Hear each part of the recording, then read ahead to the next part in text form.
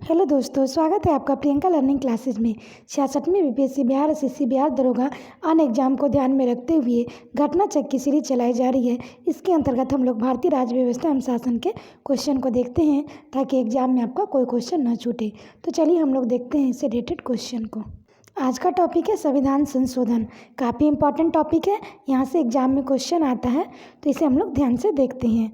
पहले इसका नोट्स है, कोई भी संविधान कितना भी सोच समझ के क्यों न बना जाए, उसमें समय काल एवं परिस्थितियों के अनुसार संशोधन ही करना पड़ता है। नेक्स्ट फैक्ट हम लोग देखते हैं, भारतीय संविधान नम्यता और अनम्यता का मिश्रण है।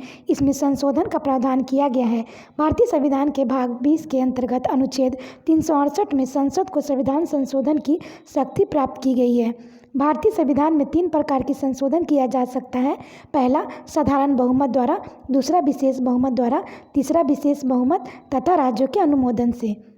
नेक्स्ट देखते हैं, संविधान के संशोधन के लिए विधेयक संसद के किसी भी सदन में प्रस्तुत किया जा सकता है। संविधान संशोधन विधेयक भारतीय संसद के दोनों सदनों द्वारा अलग अलग विशेष बहुमत से पारित होना आवश्यक है। राष्ट्रपति का निर्वाचन, संसद में राज्यों का प्रतिनिधित्व, सर्वोच्च न्यायालय एवं उच्च न्यायालय के अधिकार, संविधान संशोधन की संसद की शक्ति आदि ऐसे विषय हैं जिन पर संवैधानिक संशोधन के लिए संसद के विशेष बहुमत कम से कम आधे राज्यों के विधानमंडल द्वारा ही संपुष्टि आवश्यक है। नेक्स्ट है, संविधान के अनेक उपबंधों संसद दोनों सदनों के साधारण बहुमत से संशोधन कर सकती है। नेक्स्ट है, इनमें नए राज्यों का प्रवेश या गठन, नए राज्यों का निर्माण, उसके क्षेत्र सीमाओं या संबंधित राज्यों के नाम से परिवर्तन आदि शामिल है। नेक्स्ट है, ये व्यवस्था अनुच्छेद 368 की सीमा से बाहर है। नेक्स्ट है, भारतीय संविधान के प्रथम संशोधन 1951 द्वारा संविधान में 2 नए अनुच्छेद 31 क तथा 31 ख तथा 9वीं अनुसूची को जोड़ा गया है। 42वें संविधान संशोधन अधिनियम को लघु संविधान कहा जाता है। संविधान के 52वें संशोधन अधिनियम द्वारा किसी दल के निर्वाचित सदस्यों के दल बदल पर रोक लगाई गई है। 61वें संविधान संशोधन अधिनियम 1988 द्वारा मतदान की आयु 21 वर्ष से घटाकर 18 वर्ष कर दी गई है। काफ़ी इंपॉर्टेंट है, यहाँ से क्वेश्चन बनता है, ध्यान रखेंगे। 86वें संशोधन अधिनियम 2002 द्वारा अनुच्छेद 21 क से 6 से 14 वर्ष के सभी बच्चों के लिए निःशुल्क अनिवार्य शिक्षा का अधिकार उपबंधित किया गया है। नेक्स्ट है, 91वें संविधान संशोधन अधिनियम द्वारा मंत्रिपरिषद के आकार को केंद्र में प्रधानमंत्री और राज्यों में मुख्यमंत्री सहित मंत्रियों की कुल संख्या लोकसभा अथवा विधानसभा की सदस्य संख्या के अधिकतम 15% तक निर्धारित किया गया है। 69वें संशोधन अधिनियम 1991 द्वारा दिल्ली को राष्ट्रीय राजधानी क्षेत्र का दर्जा दिया गया है। 97वें संशोधन अधिनियम द्वारा सहकारी समितियों को संवैधानिक दर्जा प्रदान किया गया है। 100वां संविधान संशोधन अधिनियम भारत बांग्लादेश सीमा समझौते से संबंधित है। 101वां संविधान संशोधन अधिनियम जीएसटी से संबंधित है। नेक्स्ट है, 102वां संविधान संशोधन अधिनियम राष्ट्रीय पिछड़ा वर्ग आयोग के संवैधानिक दर्जा देने और 103वां संविधान संशोधन अधिनियम समान श्रेणी के आर्थिक रूप से पिछड़े लोगों को सरकारी नौकरियों तथा शिक्षा में 10% आरक्षण देने से संबंधित है। आधारभूत संरचना के सिद्धांत का अर्थ है, संविधान के कुछ लक्षणों ऐसे अनिवार्य हैं जिन्हें संशोधन द्वारा परिवर्तित नहीं किया जा सकता। आधारभूत संरचना के सिद्धांत का प्रतिपादन केशवानंद भारतीवाद में किया गया। अब इससे रिलेटेड हम लोग क्वेश्चन देखते हैं ताकि कोई कन्फ्यूजन ना रहे। पहला क्वेश्चन है, निम्नलिखित कथनों पर विचार कीजिए। तो पहला, 44वें संविधान संशोधन 1978 द्वारा राजनीति के सभी निदेशक तत्वों को अनुच्छेद 14 और 19 में उल्लेखित मूल अधिकारों की प्राथमिकता प्रदान की गई है। दूसरा, मेलावा मिल्स वाद 1980 के निर्णय में उच्चतम न्यायालय ने यह व्यवस्था दी है कि केवल अनुच्छेद 39 ख और ग में उल्लेखित राजनीति के निदेशक तत्वों को अनुच्छेद 14 एवं 19 के उल्लेखित मूल अधिकारों पर प्राथमिकता संवैधानिक है। तो इसका आंसर होगा केवल 2 सही है। इसकी व्याख्या देखिए, 42वें संविधान संशोधन अधिनियम 1976 में निदेशक तत्वों की प्राथमिकता एवं सर्वोच्चता को मूल अधिकारों पर प्रभावी बनाया गया है। उन अधिकारों पर उनका उल्लेख अनुच्छेद 14, 19 और 31 है।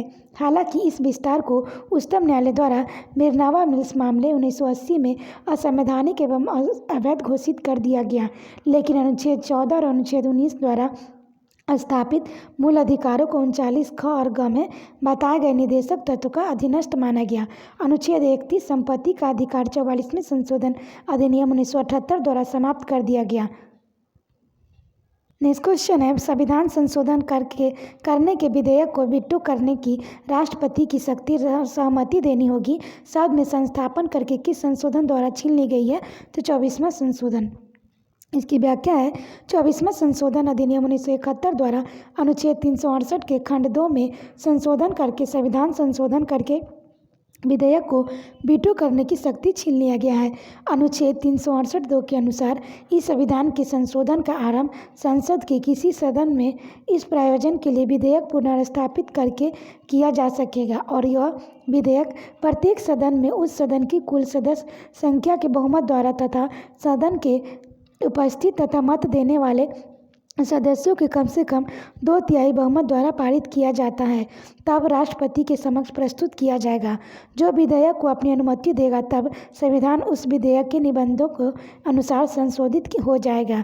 परंतु कतिपय मामलों में विधेयक को राष्ट्रपति के समक्ष प्रस्तुत करने से पूर्व कम से कम आधे राज्यों के विधानमंडलों द्वारा पारित इस आशय के संकल्पों द्वारा उन विधानमंडलों का अनुसमर्थन भी अपेक्षित होगा।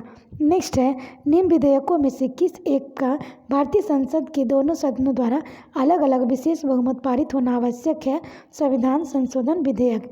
इसकी व्याख्या है, संसद की संविधान संशोधन विधेयक की शक्ति उनके लिए प्रक्रिया संविधान के अनुच्छेद 368 में वर्णित है।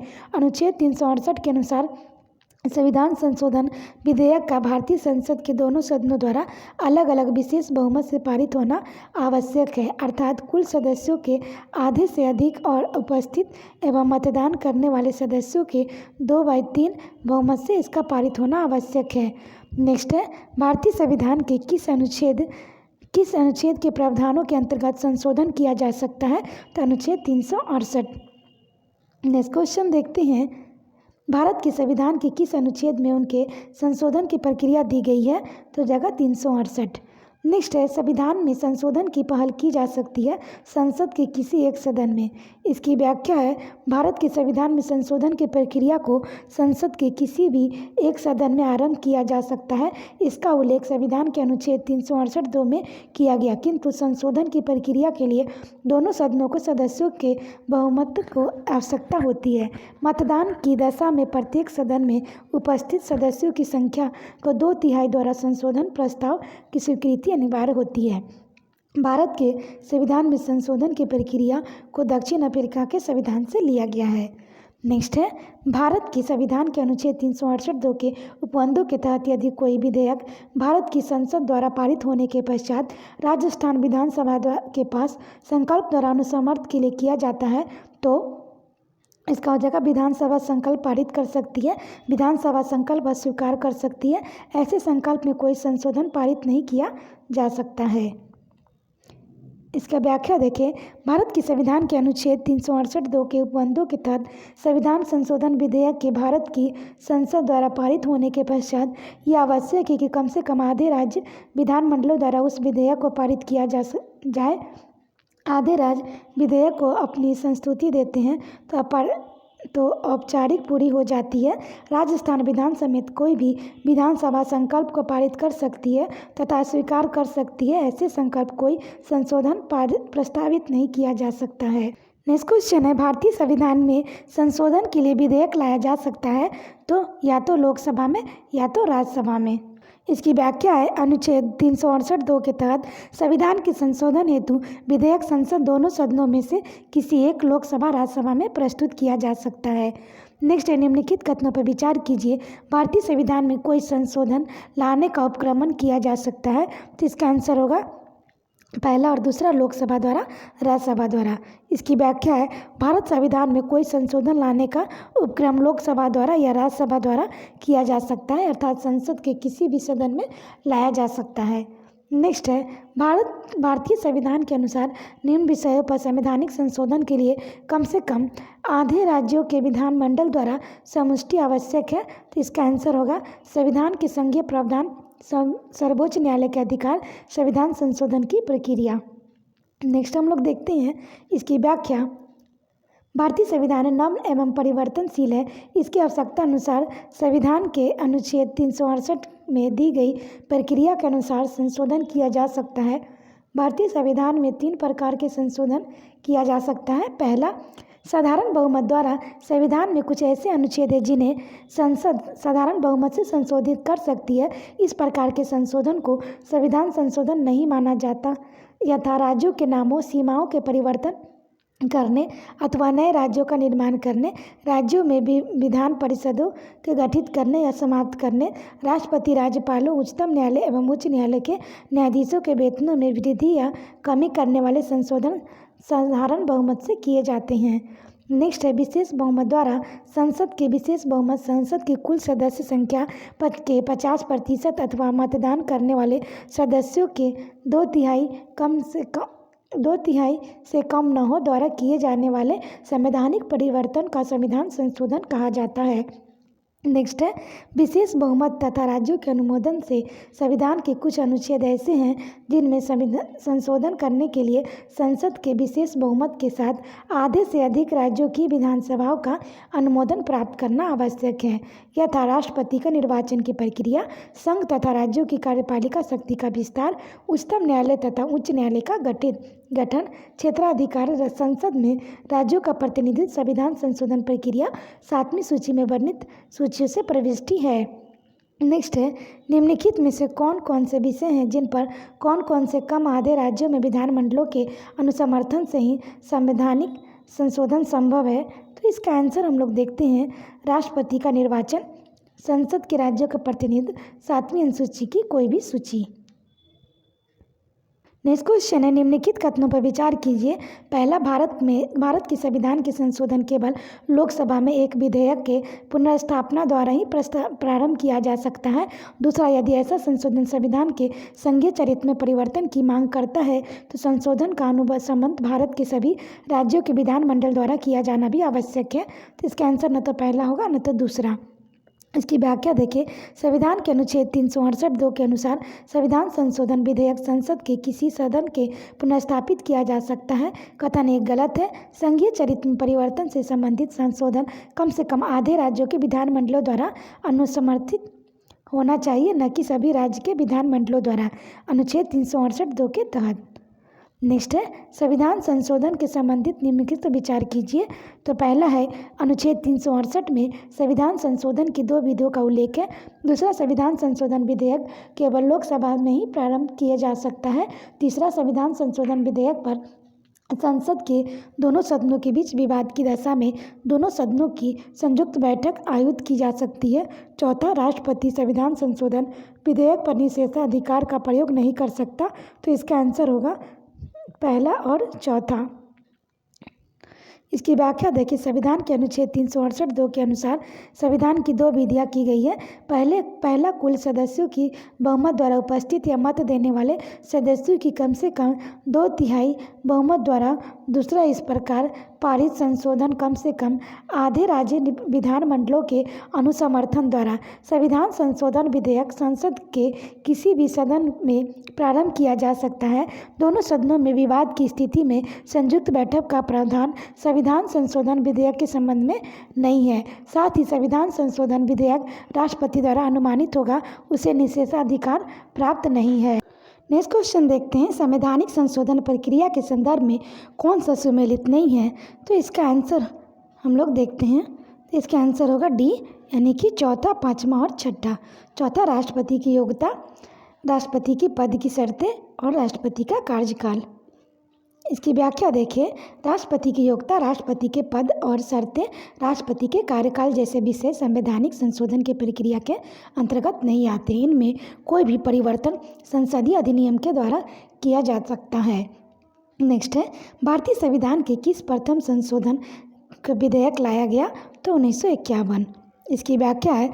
भारतीय संविधान के लिए प्रथम संशोधन अधिनियम 1951 द्वारा अनुच्छेद 15, 19, 85, 87, 174, 176, 341, 342, 372, 376 में संशोधन किया गया।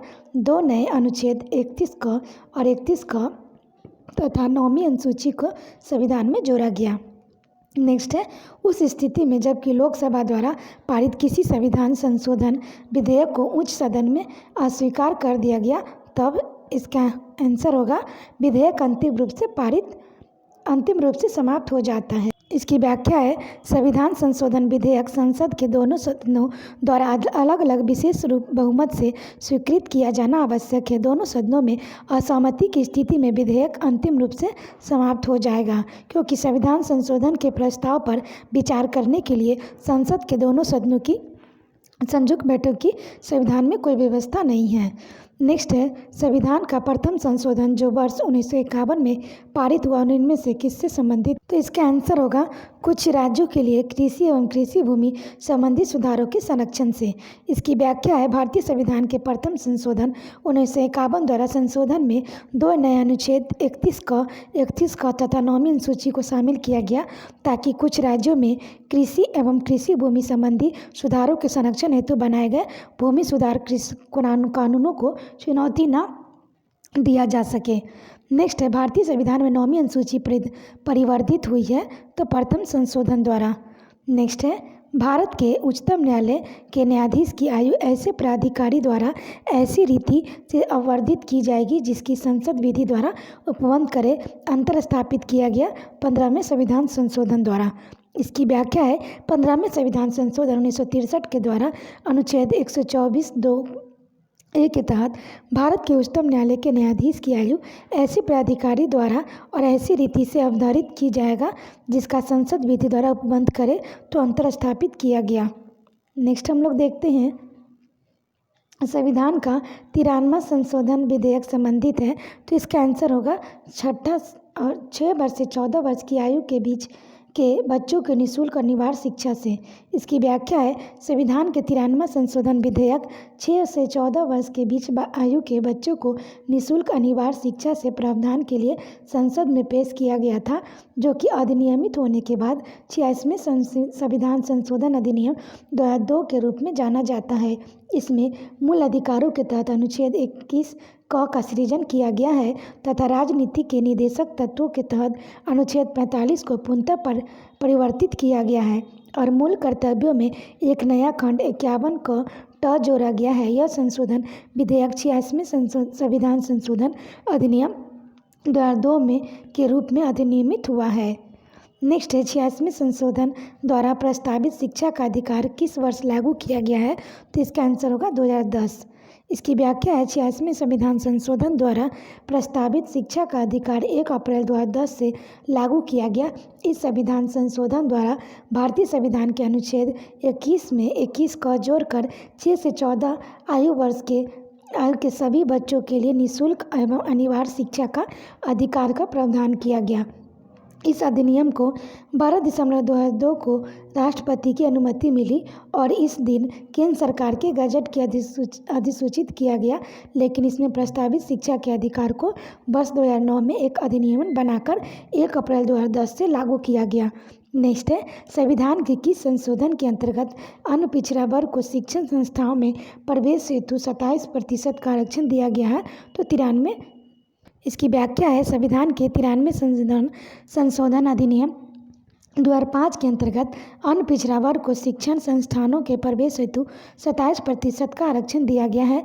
इस संशोधन अधिनियम के अनुसार संविधान के अनुच्छेद 15 में खंड 5 जोड़ा गया। इस संशोधन के तहत राज्यों को नागरिकों के किसी सामाजिक एवं शैक्षणिक रूप से पिछड़े वर्गों, अनुसूचित जाति एवं अनुसूचित जनजाति का उन्नति के लिए, जहाँ तक ऐसे विशेष उपबंध का उनके शिक्षा संस्थाओं में प्रवेश से संबंधित है, जिसके अंतर्गत निजी संस्थाएं चाहे राज्य द्वारा सहायता प्राप्त हो, बिना सहायता प्राप्त हो, अनुच्छेद 30 के खंड 1 में निर्देशित अल्पसंख्यक वर्ग की शिक्षण संस्थाओं से भिन्न विधि द्वारा कोई विशेष उपबंध बनाने की निवारित नहीं करेगी।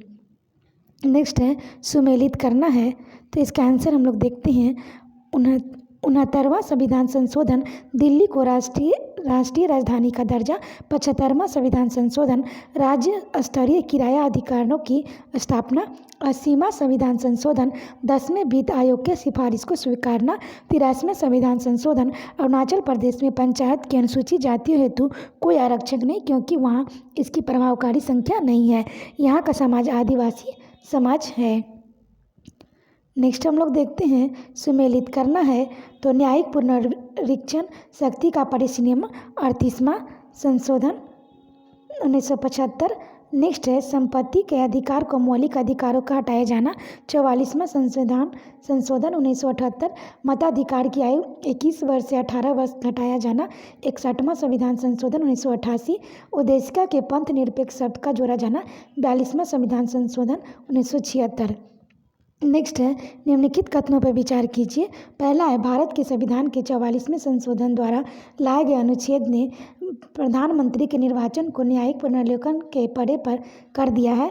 दूसरा, भारत के संविधान में के 99वें संशोधन को भारत के उच्चतम न्यायालय के अभिखंडित कर दिया है, क्योंकि यह न्यायपालिका की स्वतंत्रता का अतिक्रमण करता था। तो केवल 2। इसकी व्याख्या है वर्ष 1975 में 39वें संविधान संशोधन अधिनियम द्वारा संविधान के अनुच्छेद 329 को जोड़कर राष्ट्रपति, उपराष्ट्रपति, प्रधानमंत्री और लोकसभा अध्यक्ष के निर्वाचन को न्यायिक पुनर्विलोकन के पड़े कर दिया गया था, जिसे 44वें संविधान संशोधन 1978 द्वारा निरंकित कर दिया गया। अतः कथन एक असत्य है। 99वें संविधान संशोधन 2014 द्वारा राष्ट्रीय न्यायिक नियुक्ति आयोग के गठन का प्रावधान किया गया था, जिसे अक्टूबर 2015 में दिए गए अपने निर्णय में उच्चतम न्यायालय ने न्यायपालिका की स्वतंत्रता का उल्लंघन मानते हुए असंवैधानिक करार कर दिया। तो कथन 2 सही है। नेक्स्ट हम लोग देखते हैं सुमेलित करना है संवैधानिक संशोधन का प्रावधान, संवैधानिक संशोधन का क्रमांक। अनुच्छेद 19(1) ग के अंतर्गत सहकारी समितियां बनाने का अधिकार, 57वां संशोधन 2011। दूसरा, रिक्तियों के बैकलॉग को भरने में अनुसूचित जाति, अनुसूचित जनजाति के आरक्षण का संरक्षण, 21वां संशोधन 2000। राष्ट्रीय न्यायिक नियुक्ति आयोग का निर्माण, 99वां संशोधन 2015-2014 में। मंत्रिपरिषद के आकार को परिमित करना, 51वां संशोधन 2004-2003 में। नेक्स्ट इसकी व्याख्या हम लोग देखें तो इसकी व्याख्या है उल्लेखनीय है कि 16 अक्टूबर 2015 को न्यायमूर्ति JS खेर की अध्यक्षता वाली 5 सदस्यीय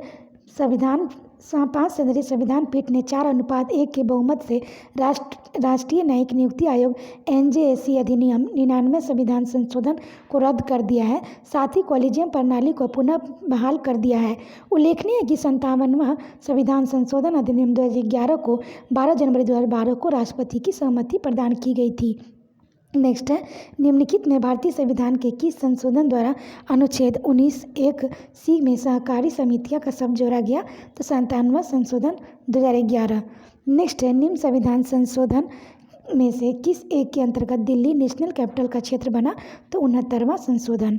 इसकी व्याख्या है संविधान के 69वां संविधान संशोधन 1991 1 फरवरी 1992 से प्रभावी द्वारा दिल्ली को राष्ट्रीय राजधानी क्षेत्र का दर्जा किया गया है।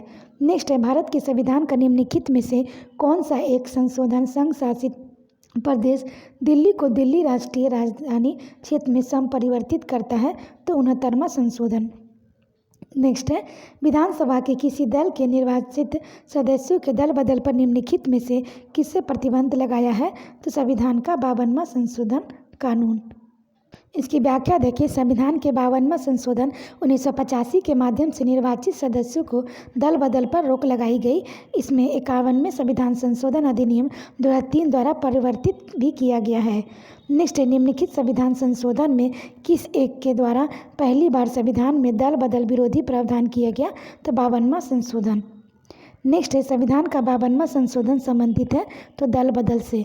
नेक्स्ट है भारत में राजनीतिक दलों के दल बदल की बुराई को किस संशोधन के अंतर्गत अधिनियमित किया गया है तो 52वां संशोधन।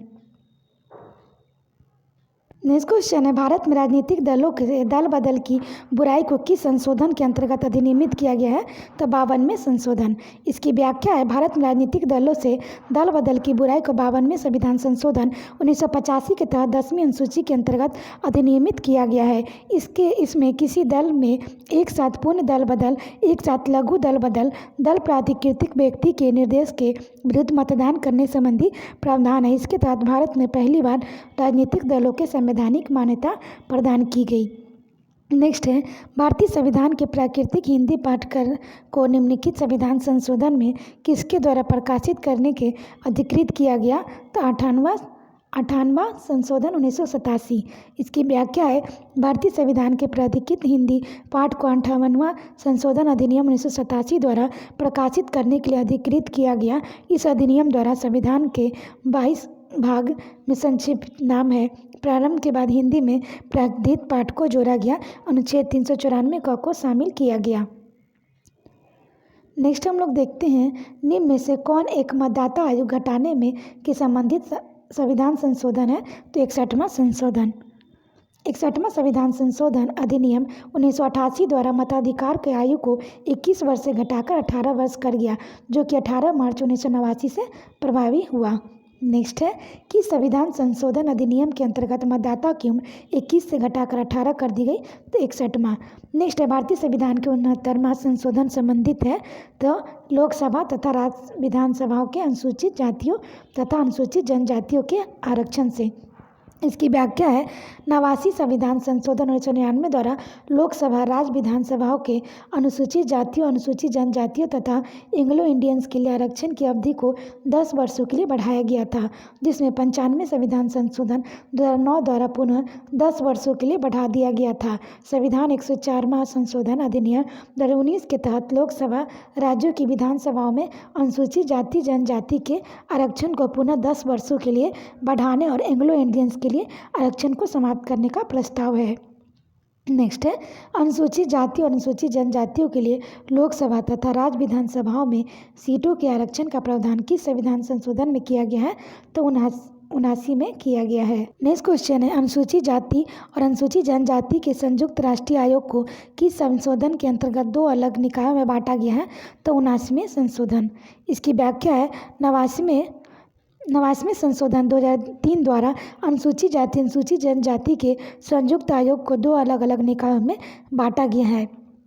भारतीय संविधान के अनुच्छेद 338 क में क्रमशः राष्ट्रीय अनुसूचित जाति आयोग के राष्ट्रीय अनुसूचित जनजाति आयोग की व्यवस्था की गई है। नेक्स्ट है भारतीय संविधान की आधारभूत संरचना के सिद्धांत का तात्पर्य है कि तो इसका आंसर होगा ए संविधान में कुछ लक्षण ऐसे अनिवार्य है जिसका निराकरण नहीं किया जा सकता। इसकी व्याख्या देखिए भारतीय संविधान के आधारभूत संरचना के सिद्धांत का तात्पर्य संविधान के कुछ लक्षण ऐसे अनिवार्य हैं जिन्हें समाप्त नहीं किया जा सकता। उच्चतम न्यायालय में सर्वप्रथम केशवानंद भारती बनाम केरल राज्य 1973 के अपने फैसले में यह स्पष्ट कर दिया कि संविधान के कुल आधिकारिक लक्षण हैं जिनका किसी भी स्थिति में संशोधन नहीं किया जा सकता है। नेक्स्ट है केशवानंद भारती केस का महत्व इसलिए है कि उच्चतम न्यायालय में संविधान के मूल विशेषताओं का प्रतिपादित किया गया। इसकी व्याख्या देखिए केशवानंद भारती बनाम केरल राज्य 1973 के ऐतिहासिक मामलों के संविधान में 24वां संशोधन अधिनियम की विधिन मान्यता को उच्चतम न्यायालय में चुनौती दी गई। उच्चतम न्यायालय की संविधान के अनुच्छेद 368 में व्यक्त संसद की संविधान संशोधन शक्ति की समीक्षा की। उच्चतम न्यायालय ने इसमें निर्णय दिया कि संसद को मूल अधिकारों के सहित संविधान के संशोधन में पूर्ण शक्ति है, किंतु वह कोई ऐसा संशोधन नहीं कर सकती जिससे संविधान का मूल तत्व या उसका आधारभूत ढांचा नष्ट हो जाए। इसके पश्चात उच्चतम न्यायालय के समक्ष संविधान संशोधन के संबंधित जो भी मामले आए उनका निर्णय इसी आधार पर हुआ। नेक्स्ट है भारत के सर्वोच्च न्यायालय ने संविधान के आधारभूत ढांचे का सिद्धांत को स्पष्ट कर दिया है तो केशवानंद भारतीवाद 1973।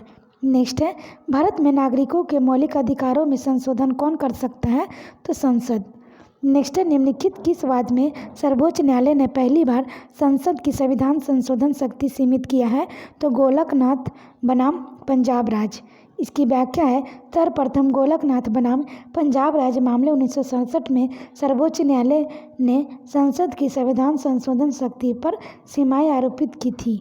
नेक्स्ट क्वेश्चन है, निम्नलिखित में से किस संविधान अधिनियम को लघु संविधान कहा गया था? तो 42वां। इसकी व्याख्या है, 1976 में 42वें संविधान संशोधन द्वारा संविधान के बहुत सारे प्रावधानों में परिवर्तन या परिवर्धन किया गया था तथा अनेक प्रावधान जोड़े गए थे, इसलिए लघु संविधान की संज्ञा दी गई। 42वें संविधान का मुख्य उद्देश्य उच्चतम न्यायालय द्वारा 1973 में केशवानंद भारती मामले में दिए गए निर्णय से उत्पन्न कठिनाई को दूर करना था, जिससे संसद की संविधान संशोधन की शक्ति को इस मामले में निर्णीत संविधान के आधारभूत ढांचे को संशोधित करके रोका गया था। नेक्स्ट है, संविधान का कौन सा संशोधन यह प्रतिनिधित्व करता है कि कोई कानून जो राज्य के उन नीति निर्देशक सिद्धांतों को अनुच्छेद 39B और C में वर्णित है प्रभावी बनाने हेतु पारित किया जाए, इस कारण से निरस्त नहीं किया जाएगा। यह अनुच्छेद 14 और 19 के प्रदत्त अधिकारों को सीमित करता है। तो 25वां संशोधन।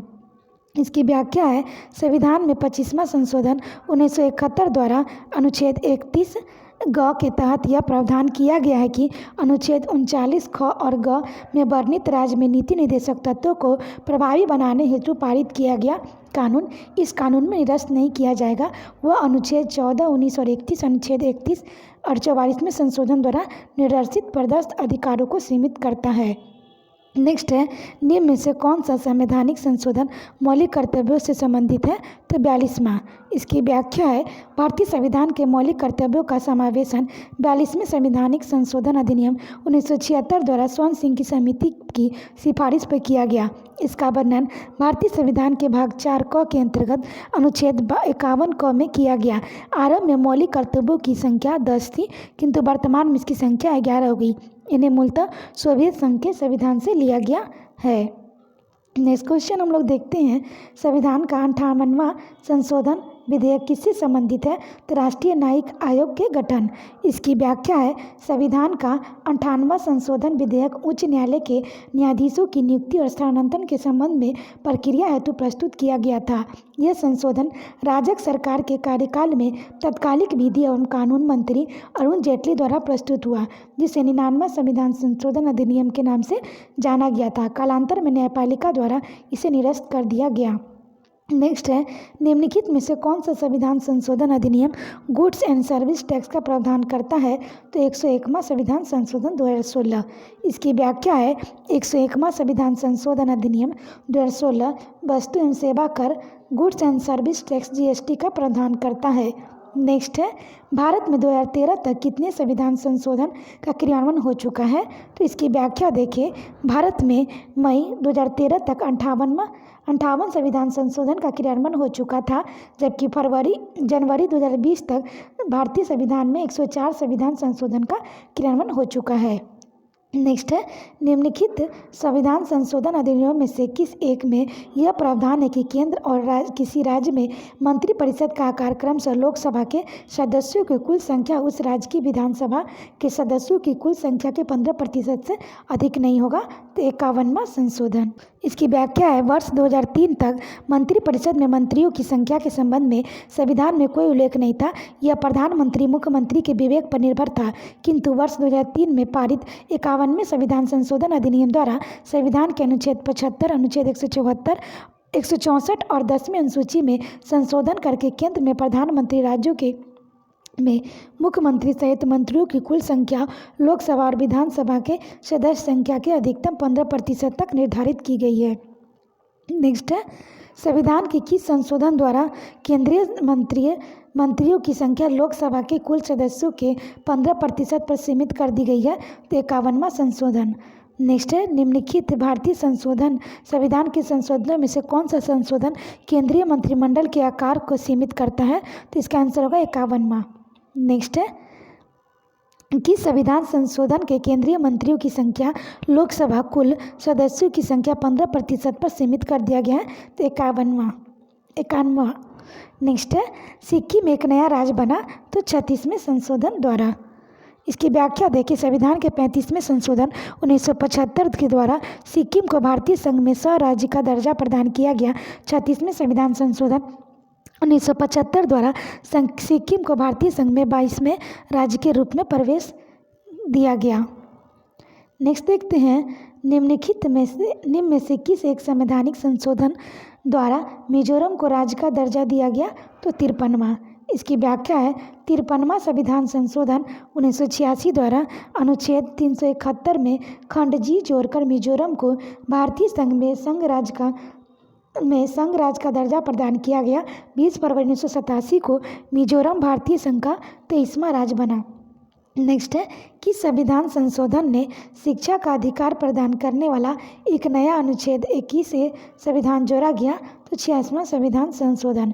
इसकी व्याख्या है, 86वां संविधान संशोधन अधिनियम 2002 में धारा 2 द्वारा 6 से 14 वर्ष की आयु में सभी बालकों को निःशुल्क अनिवार्य शिक्षा अधिकार प्रदान करने वाला अनुच्छेद 21(1) संविधान में जोड़ा गया। नेक्स्ट है, 2012 में भारत के संविधान में होने वाला 97वें संशोधन का साराकार किस विषय से है? तो सहकारी संस्थाओं के गठन का कार्य संचालन। इसकी व्याख्या है, 12 जनवरी 2012 को भारत के संविधान के 57वां संशोधन अधिसूचित किया गया।